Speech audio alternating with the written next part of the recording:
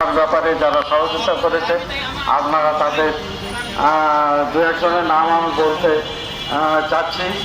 আমাদের আমি জসিমউদ্দিন স্যার, অধ্যক্ষ ইনামুল হক স্যার, অধ্যক্ষ হারুনুর রশিদ, অধ্যক্ষ বাসেদ আলী স্যার, আতিকুল ইসলাম, আমাদের অ্যাডভোকেট সিদ্দিকুল্লাহ স্যার, যিনি আমাদের নিয়ে রয়েছেন বিশ্ববিদ্যালয় ইয়াতে।